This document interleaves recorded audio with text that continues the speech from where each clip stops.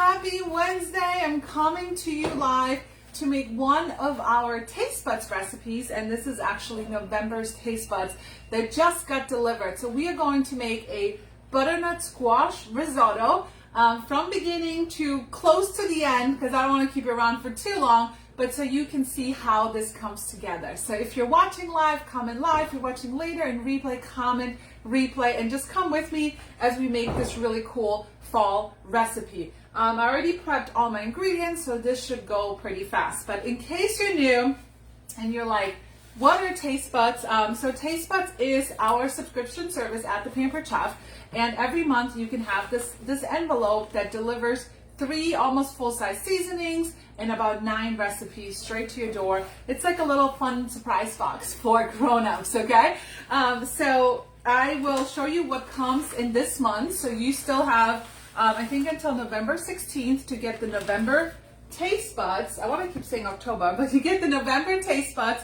And here is what you get, okay? So you get the thyme and onion, which is the one we're going to use today. You get the Dijon mustard, and you get the savory maple. So the savory maple and thyme onion are Pampered Chef exclusive and Taste Buds exclusive right now.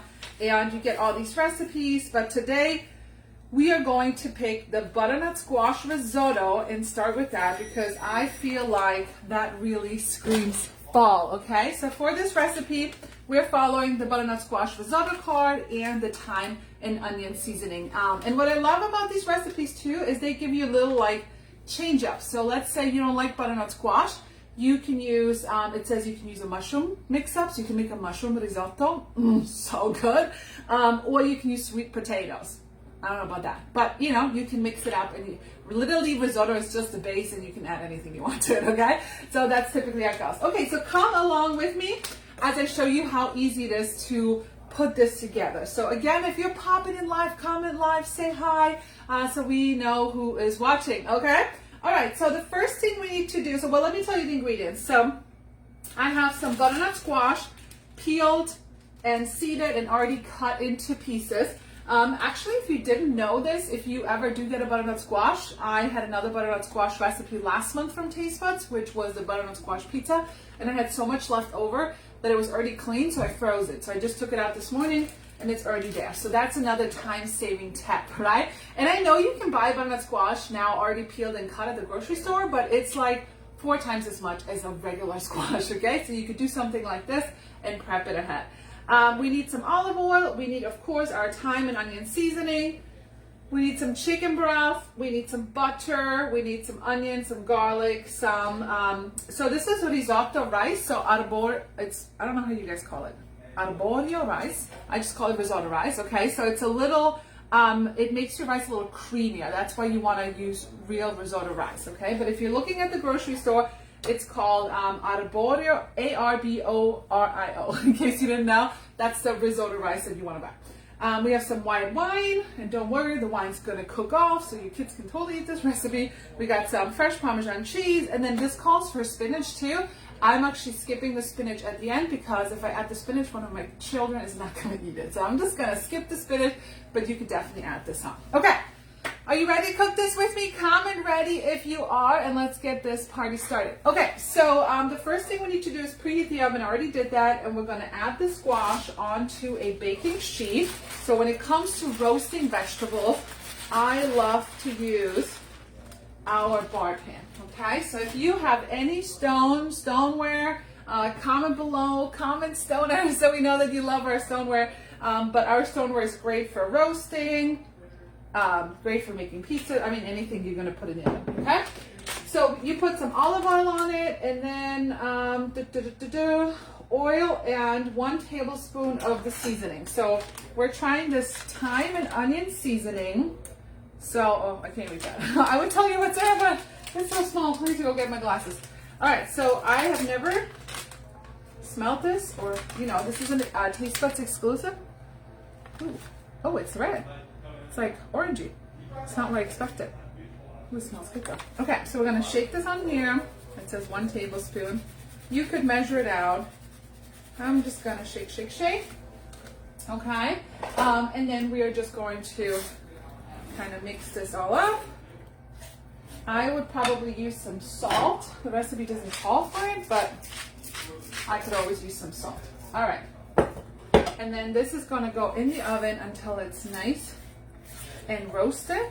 And I'll tell you what happens with it, because we're going to split it and do two different things. So here's some tips about stoneware in case you have stoneware and you didn't know this. So with stoneware, the reason we have different sizes is because with stoneware, you want 2/3 of the stone always covered, because if not, your stone can actually crack because the temperature is uneven on the stone, right?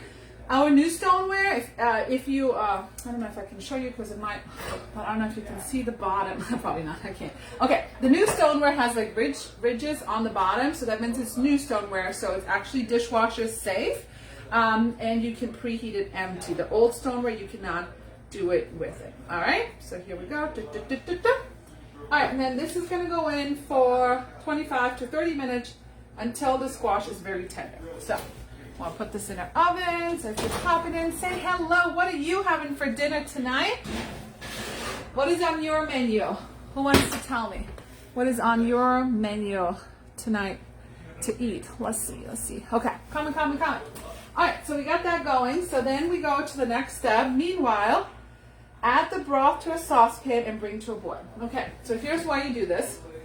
So let me see if I put this here. Okay, you should be able to. So you just have one saucepan right here. This is part of our cookware collection. The handle comes off, which is really great, makes it easy for storage. And literally what we're gonna do is we're gonna put this whole 4 cups of chicken broth.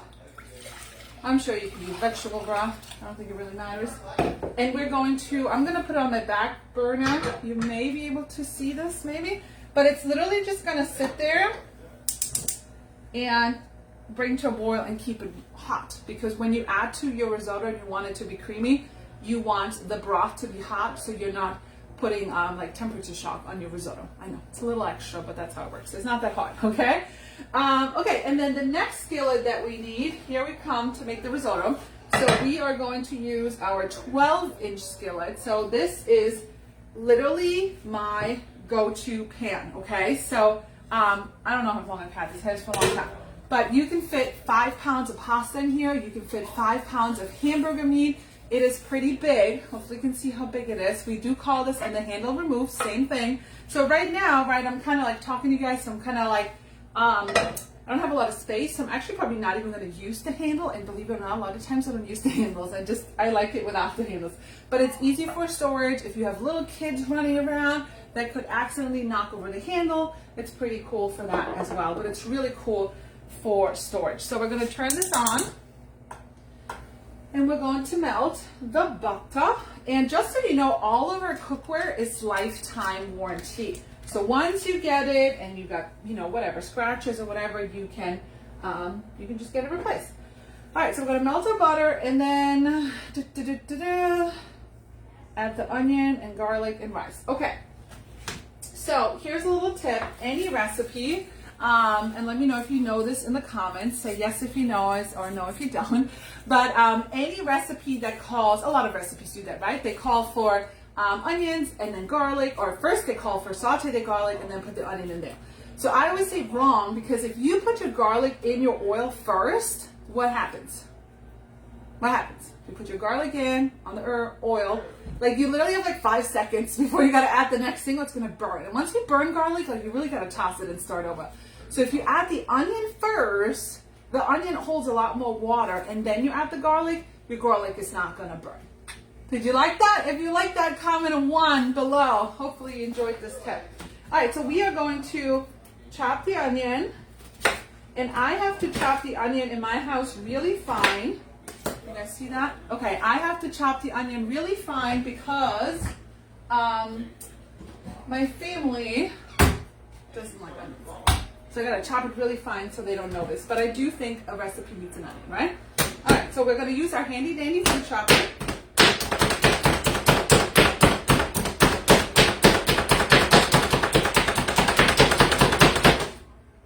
Okay. If you have some aggression today, this is a good tool to use. If you had a bad day at work? I didn't have a bad day. I had a good day at work.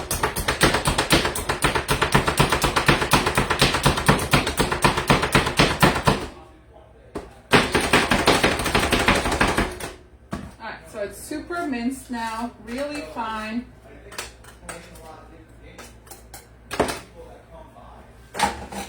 Okay, so our butter is melting here. I'll move this around. Make sure everything's got a little bit of butter. There we go, it's bubbling up. And if you didn't know, you can use our spatulas. They're heat resistant, so they're not gonna melt in your thing. Okay, so here we are. Look how finely chopped these are. Hopefully you can see they're very finely chopped. And we're going to put them in here. This is why I love these flexible cutting mats too. And now we're gonna add the garlic on top. Of course, maybe I should turn this up a little so I can saute nice and big. Okay, so, what did I do with my garlic press? My kids emptied the dishwasher. Put it in the dishwasher. That's good.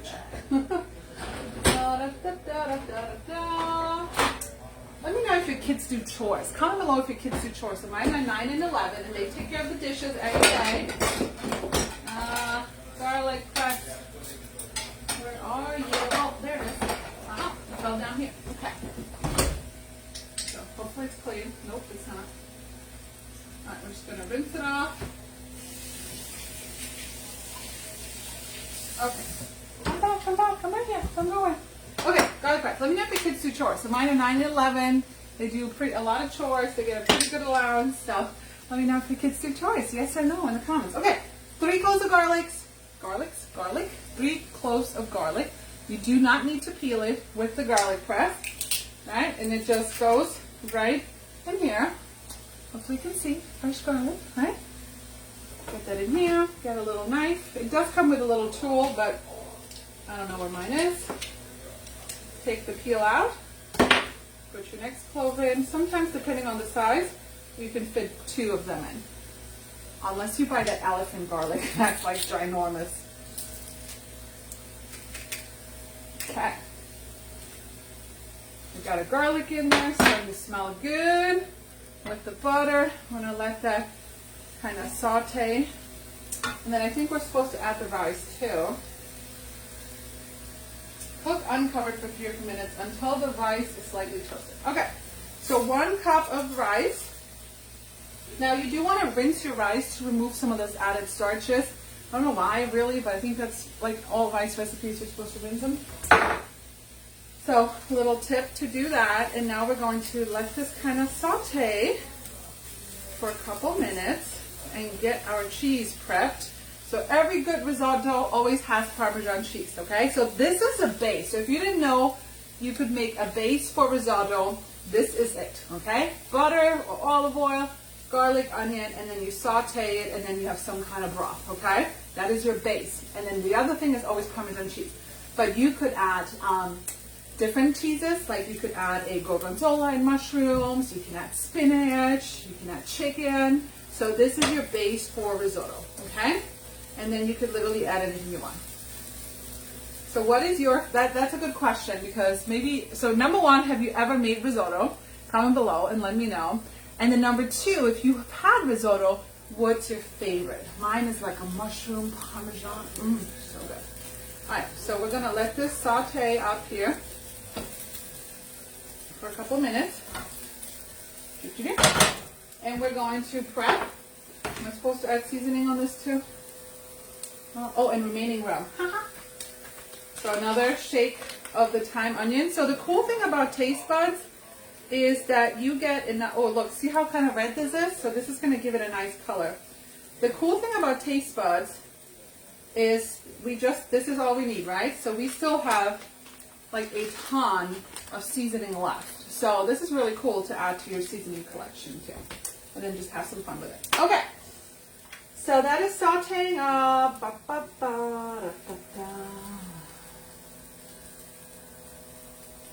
Okay, so we gotta get some cheese prepped. Okay, so I always buy the triangle block of Parmesan cheese, and you might think like, oh, there's not much left. But I'm gonna prove you wrong, there's a lot left. We're gonna use our handy dandy new cheese grater right here. It does have a guard, so if you're afraid of cutting yourself, I would definitely use the guard. but we just need a little bit of cheese. And if you shred your own cheese, you actually just need a little bit, and it'll go a long way. And it's mostly falling into this bowl right here. Okay. All right. So that's that. So, okay, so I will tell you how risotto works, and then I'm just gonna post pictures later on how it comes together. So here's what you want to do. You want to take a ladle. Where is my ladle? Let's see. Somewhere. I have a ladle. Telling you, when your kids do dishes, you never know what you're going to find. Oh, there's one. There's a big one. I really need this big one. But you want to take a ladle, okay? And you want to add about 1 cup of broth, half a cup. Turn this down a little bit, and you just want to keep stirring. All right. You want to keep stirring. And here's how this is going to go. So until this is absorbed, now we wait a couple minutes until this is absorbed, okay? And then we keep adding some more broth. And then we stir. And then we keep adding some more broth. That's how your risotto turns out really creamy, not like grainy. It turns out really creamy. So you see, here we go, right? Let's add a little bit more.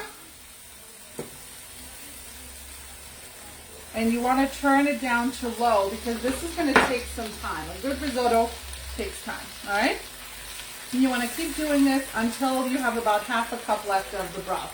And then the rest of the recipe basically says you wait for the squash to be done. You take half the squash and you set it aside for garnish. And the other half you're going to mash with the last bit of broth and mix it into the rice with the Parmesan cheese, and then top it with the rest of the squash, and then you could add your spinach too. So that is it, my friends. Okay, that's how easy this recipe comes together. So if you enjoyed this, comment I enjoyed this. If you would make this, drop a 1 in the chat, and we're gonna keep adding and go from there. So thanks for popping in, and thanks for joining me today. Bye bye.